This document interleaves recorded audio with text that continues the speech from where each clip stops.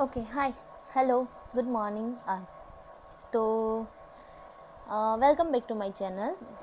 વેલ, આજનો વિડીયો તો કંઈક સ્પેશિયલ છે અને આ બેગ જોઈને તમને લાગતું હશે કે વિડીયો શેના બેઝ પર છે.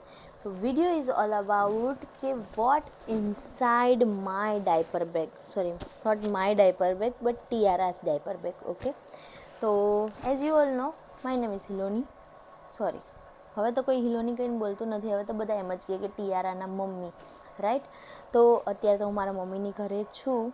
તો લેટ્સ સી કે હું અહીંયા આવવા માટે કે ક્યાંય જવા માટે મારા ડાયપર બેગમાં, મતલબ ટિયારાના ડાયપર બેગમાં શું કેરી કરું છું.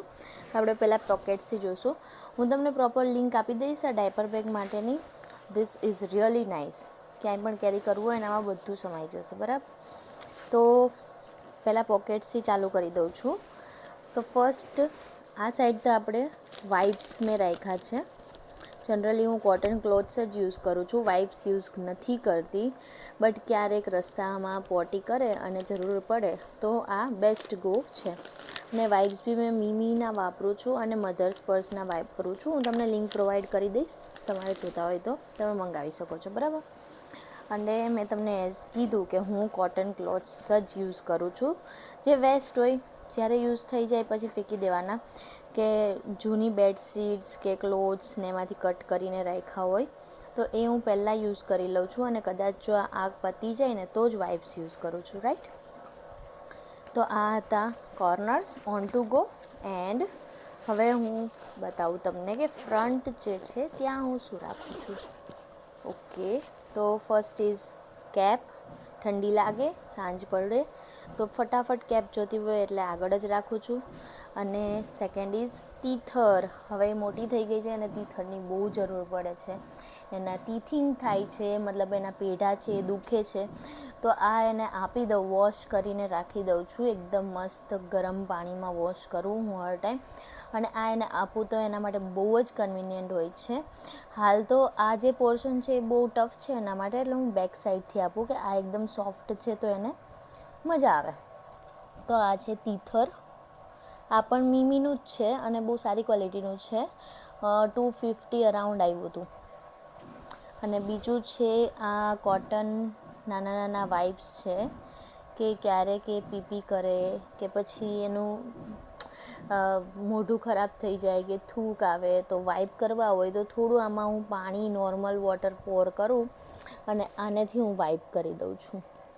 આ પણ હું રાખું છું ઓન ટુ ગો. બહુ બધા છે મારી પાસે.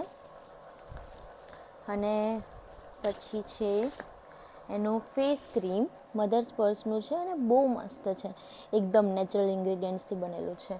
તો આ મારું ફેવરેટ છે. ક્યારેક ક્યારેક હું પોતા માટે બી યુઝ કરી લઉં છું, બિકોઝ હું બહુ બધા ફેસ પ્રોડક્ટ્સ યુઝ નથી કરતી. મોઇશ્ચરાઇઝરને જ યુઝ કરું છું. અને આ છે એનું બોડી મોઇશ્ચરાઇઝર. એ પણ ઓન ટુ ગો જ રાખું છું કે ક્યારેક પીપી કરે, પોટી કરે તો તરત યુઝ કરવા માટે જોઈએ છે, એટલા માટે. અને સેકન્ડ ઇઝ બોટલ છે. આનો કોઈ યુઝ નથી. ફિલિપ્સની છે બોટલ. લીધી હતી બટ કોઈ વાર આમાં પીતી પણ નથી અને કોઈ યુઝ નથી થયો. મોટી થાય પછી કદાચ પાણી વાણી પીવામાં યુઝ થાય તો, બટ હું રાખું છું કેમ કે હું પંપ આઉટ કરું ને તો પછી આમાં સ્ટોર કરી લઉં એટલા માટે. હવે ઓકે, તો જે બિગ ખાનું છે એનું હું બતાવી દઉં. આ બહુ બધા પોકેટ્સ છે અને સી અહીંયા છે ને બોટલ્સ રાખવા માટે ઇન્સ્યુલેટેડ છે. તો આમાં આપણે જે પણ ટેમ્પરેચર હોય ને એ ટેમ્પરેચર પર રહે. અને જે વાઇપ્સ ને એ બધું રાખવા માટે અહીંયા એક ખાનું આપેલું છે આવી રીતના જાળીવાળું, જેની અંદર હું આ વાઇપ્સ, ટીથર, કેપ્સ એ બધું રાખી દઉં છું, બરાબર. મતલબ bag is multipurpose bag. Almost બધું જ આવી જાય છે. પછી અહીં પાછળ બી એક ખાનું આપેલું છે, એઝ યુ કેન સી. અહીંયા આ મેઇન ખાનું છે એનું જ લાસ્ટ એક્સેસ છે, કે કદાચ આપણે પાછળથી આપણે નીચે શું વસ્તુ રાખી છે જોતી હોય ને તો અહીંથી લઉં. તો અહીંયા હું જનરલી ડાયપર્સ રાખું છું. એટલે મને અહીંયાથી છે ને ડાયપર્સ અને ઓન ટુ ગો વાળી વસ્તુ બધી મળી જાય છે, બરાબર. તો આપણે પહેલાં મેઇન ખાનામાંથી જ જોઈએ, બરાબર. અને હા, she I am not that type of mom કે જે આખો દિવસ ડાયપર પહેરાવીને રાખે. હું બહુ નાની હતી ત્યારે 1-2 વાર મેં ડાયપર પહેરાવ્યા ને તો મને ખબર પડી કે નહીં, મારું બેબી મતલબ ટિયારાને ડાયપર સૂટ નથી કરતા અને બહુ રેડ થઈ જાય છે અને રેસીસ થાય છે. નો ડાઉટ હું સીટાફેલનું ક્રીમ યુઝ કરું છું, સ્ટીલ એને બહુ રેડ થઈ જાય છે. તો હું ડાયપર યુઝ કરતી જ નથી. ઇવન અમે કારમાં જઈએ ને તો બી હું એક્સ્ટ્રા ક્લોથ્સ, નેપીઝ બધું લઈને જાઉં અને પોલિથીન બેગ લઈને જાઉં કે વેસ્ટ બધું એમાં મૂકી દઉં, ઘરે આવીને ધોવાઈ જાય. અને જો એવું હોય કે હોસ્પિટલ જવું છે તો જ હું ડાયપર પહેરાવું છું, બરાબર. તો ડાયપરનો મારે કોઈ ખર્ચો નથી એઝ સચ, કેમ કે હું ડાયપર્સ યુઝ કરતી જ નથી. That is a good sign કે મારે ખર્ચો નથી. બટ ખર્ચા સિવાય પણ મેં એની બોડી અને એની સ્કિન જોઈ છે. એની સ્કિન બહુ સેન્સિટિવ છે, એટલે હું યુઝ નથી કરતી પર્સનલી. એટલા માટે જ નથી કરતી. બાકી ખર્ચો તો ઇટ્સ ઓકે, બેબી માટે તો આપણે કરતા જ હોઈએ છીએ, બરાબર. તો એટલે હું ડાયપર નથી યુઝ કરતી, એટલે મારે એક્સ્ટ્રા સામાન હોય છે, બાકી નથી હોતો. તો આ છે કોટનની ગોદડી કહે ને, જે ઘરે બનાવે છે. મારા મમ્મીએ, માસીએ, મારી સાસુએ બધી બનાવેલી છે. તો આ કોટનની ગોદડી છે. જનરલી હું એની ઉપર રાખું છું, કેમ કે બહુ બ્રીથેબલ કોટન મટીરિયલ છે, એની સ્કિન માટે બહુ સારું છે. અને ઘરે જ બનાવેલી છે તો ફૂલ ટ્રસ્ટેબલ કે ના, સારું મટીરિયલ જ યુઝ થયું છે. તો 1 કે 2 હું કોટન ગોદડી રાખું છું. અને નીચે ડ્રાય શીટ, મોટી ડ્રાય શીટ હતી એના ટુકડા કરીને એની સાઇઝની કરી દીધી છે. તો આના લીધે શું થાય કે નીચે કોઈ પણ ગંદુ ના થાય. એટલે પહેલાં તો હું ડ્રાય શીટ રાખી દઉં અને એની ઉપર આ કોટનની ગોદડી રાખી દઉં. ખાલી ડ્રાય શીટ રાખું તો બહુ ગરમ લાગે અને એના માટે બહુ સેફ પણ નથી. એટલા માટે હું છે ને આવી રીતે પાછળ ડ્રાય શીટ, આગળ ગોદડી અને ગોદડીમાં ટીયું. ગોદડી બદલવી પડે, નેપી પણ બદલવી પડે અને ટ્રેક પેન્ટ કે જે પણ નીચે બોટમ વેર પહેરાવ્યું હોય એ પણ બદલવું પડે. બટ ઇટ્સ ઓકે, હું એનાથી બહુ ફાઇન છું. હું ચેન્જ કર્યા રાખું છું, કેમ કે મને ડાયપર્સ પહેરાવવા બિલકુલ નહીં પસંદ. એની સ્કિનને જોઈને હું નહીં પહેરાવતી. સો યસ, પછી આ ટ્રેક પેન્ટ્સ છે. જો 1 ડે 2 ડે માટે જવું હોય તો એટલા ઇનફ છે. અને ટ્રેક પેન્ટની લિંક પણ હું તમને આપી દઈશ. મેં ઓનલાઈન લીધા છે, બટ કોટન બેઝડ જ છે, બહુ સારા છે. અને પછી આ છે કોટન નેપીસ, સુપર બોટમની, એકદમ પતલીવાળી જે હોય ને, બ્રીથેબલ મટીરિયલ કે રૂટીનમાં બી આપણે પહેરાવી શકીએ. લાર્જ સાઇઝ લીધી છે, એટલે છે ને આરામથી એને મોટી થાય ત્યાં સુધી થઈ જાય. ને cloth diapers, this are my favourite. આના લીધે કપડાં બી ના બદલવા પડે, ખાલી આ એક જ બદલવું પડે. આમાં બી એવું છે કે આ સોકેબલ મટીરિયલ છે, એને ડ્રાય ફિલિંગ જ આપે. બટ કહે ને કે મમ્મીને તો સહન ના જ થાય, એટલે એ એકવાર બી બેબી કરે ને તો હું બધું ચેન્જ કરી દઉં છું. ને મને ઘણીવાર કહેતા બી હોય કે આ ડ્રાય ફીલ તો છે તો તું રાખી દે હજી 1 પીપી સુધી. બટ ના, મારું એવું છે કે મને ખબર પડી છે કે એને પીપી કરી છે તો હું શું કરવા આમાં રાખું, એટલે હું ચેન્જ જ કરી દઉં છું. તો આ પર્સનલી મારા ફેવરિટ છે. સુપર બોટમના બેઝિક છે અને હું હવે થોડીક મોટી થશે ને એટલે હું આમાં અપગ્રેડ કરીને થોડાક એડ કરી દઈશ. બટ આ બહુ મસ્ત છે. આના લીધે બીજા ગોદડી, ડ્રાય શીટ એ કંઈ ન ચેન્જ કરવું પડે.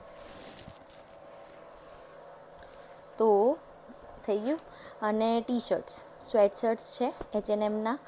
અને હા, મતલબ સ્વેટ શર્ટ તો એટલા બધા ચેન્જ કરવાની જરૂર ના પડે. જનરલી પીપી કરતી હોય, છી કરતી હોય, પોટી કરતી હોય તો નીચેના પેર્સ વધારે જોશે, ગોદડીને એવું વધારે જોશે. બટ સ્વેટ શર્ટ્સ 1 કે 2 એક્સ્ટ્રા કેરી કરી લઈએ કે શું કરવા માટે, દૂધ કાઢે કે મોઢું ખરાબ થાય, વોમિટિંગ થાય, સ્પીટ અપ થાય, તો એના લીધે ચેન્જ કરવું પડે. એટલે સ્વેટ શર્ટ રાખું છું, બરાબર. અને બીજું છે, મેં કીધું હતું હું પંપ આઉટ કરું છું, તો આ મારું બ્રેસ્ટ પંપ છે. અને ક્યારેક એવું લાગે કે મારે પંપ આઉટ કરવું પડે તો હું કરી લઉં છું.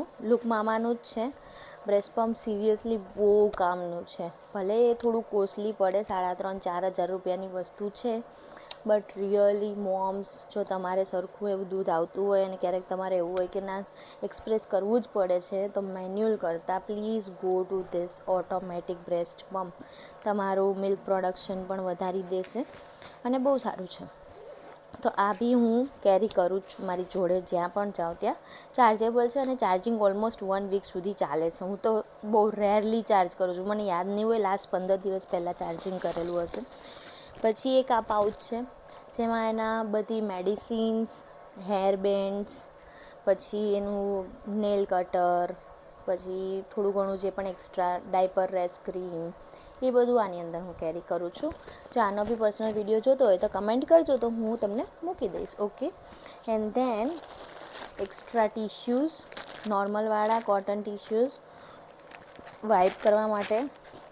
અને કીધું તું ડાયપર તો યુઝ નથી કરતી, બટ તો બી હું ફોર ગોઈંગ 3 to 4 ડાયપર્સ મારા ભેગા રાખું છું. મેં બહુ બધા ડાયપર્સ ટ્રાય કર્યા છે, લક્ઝુરિયસ પેમ્પર્સના, હગીઝના, બટ ફાઇનલી મને આવાળા ડાયપર્સ બહુ મસ્ત લાગ્યા છે. એકદમ સોફ્ટ મટીરિયલ છે ને એકદમ પતલા છે, લાઈક આપણે અંડરવેર પહેરતા હોય ને એ ટાઈપના જ પતલા, એકદમ લાગે જ નહીં કે ડાયપર પહેર્યું છે. એટલે આ મને પર્સનલી બહુ ગમે છે. અને આ ડાયપર છે ને એકચ્યુઅલી લિટલ્સ પિરામલના છે, બહુ મસ્ત છે. આની બી હું લિંક મોકલી દઈશ. આ મેં ઓલમોસ્ટ સેકન્ડ પેકેટ આનું હું ખાલી કરીશ.